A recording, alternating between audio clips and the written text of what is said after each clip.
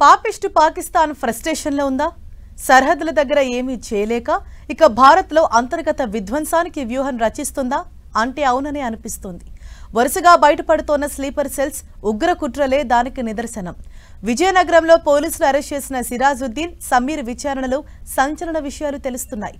Social మీడియాని వాడుకుంటూ టెర్రరిజాన్ని ఎలా ప్రోత్సహిస్తున్నారో అర్థమవుతోంది.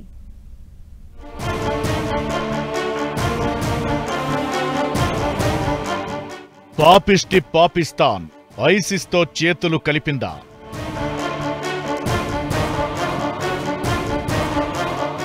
సరిహద్దుల దగ్గర ఏం చేయలేక దేశంలో దాడులకు వ్యూహం పన్నిందా?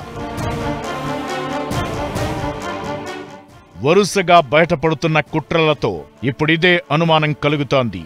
హర్యానా, పంజాబ్లో పలువురు స్లీపర్ సెల్స్ గుట్టురట్టు చేయగా ఏపీలోని విజయనగరంలో పట్టుబడిన యువకుల విషయంలో సంచలన విషయాలు బయటపడుతున్నాయి.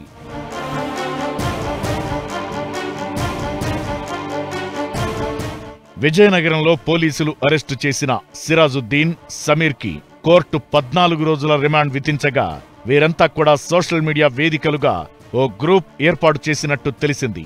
వీరిద్దరే కాకుండా మరో 4 ఇలా ముఠాగా ఏర్పడగా అహీం అల్ హింద్ ఇత్తెహాదుల్ ముస్లిమీన్ పేరుతో ఓ సంస్థ ఏర్పాటు చేసుకున్నారు.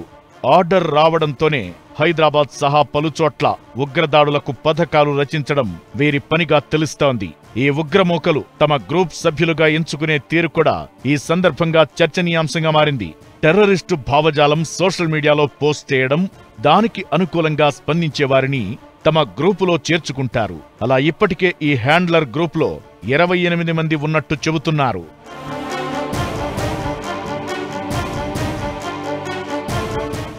ప్రస్తుతానికి ఉన్న సమాచారం ప్రకారం సిరాజుద్దీన్, సమీర్కి టిఫిన్ బాంబులను తయారు చేసి దాడులకు సిద్ధం కావాలని ఆదేశాలు వచ్చాయట. ఇద్దరికీ సౌదీ అరేబియా నుంచి ఐసిస్ మాడ్యూల్ ఆదేశాలిచ్చినట్టు తెలుస్తోంది. గతంలో రంపచోడవరం అటవీ ప్రాంతంలో వీరు బాంబు పనితీరుపై రిహార్సల్స్ చేసినట్టు గుర్తించారు. గత 6 నెలల్లో సిరాజ్ 3 సార్లు సౌదీ వెళ్లినట్లు పోలీసులకు వివరాలు అందాయి. సిరాజ్, సమీర్తో పాటు కర్ణాటక, మహారాష్ట్ర యువకులు ఉన్నారని గుర్తించారు. ఈ 6 ముఠా 3 రోజుల పాటు హైదరాబాద్లో కలిసే ఉంది.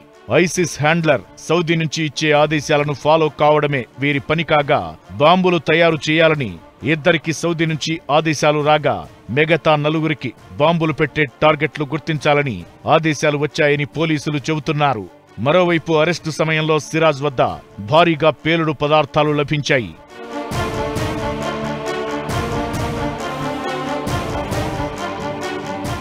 వీరిద్దరికీ వచ్చిన ఆదేశాలు సౌదీ అరేబియా నుంచి వచ్చాయనేది దర్యాప్తు సంస్థలు గుర్తించాయి.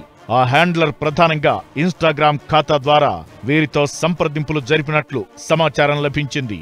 బాంబు దాడులు ఎలా చేయాలో ఈ హ్యాండ్లర్ ఇక్కడ సమాచారం పంచుకునేవాడు. సిరాజ్, సమీర్ ఇద్దరు ఈ ప్లాన్ అమలులో భాగంగా పొటాషియం క్లోరేట్, సల్ఫర్ తదితర పేలుడు రసాయనాలను ఆన్లైన్ ద్వారా కొనుగోలు చేశారు. పేలుడు పదార్థాల తయారీపైన ఆన్లైన్లోనే అవగాహన పెంచుకున్నారు. మే నెలలోనే 21, 22 తేదీల్లో విజయనగరం పరిసరాల్లో రిహార్సల్స్ చేద్దామనుకున్నారు.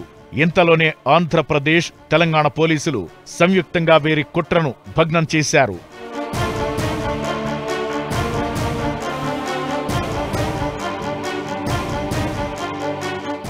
నిందితుల్లో ఒకరైన సిరాజ్ గ్రూప్ 2 పరీక్షలకు ప్రిపేర్ కావాలనే సాగుతో విజయనగరం నుంచి హైదరాబాద్కు మకాం మార్చాడు.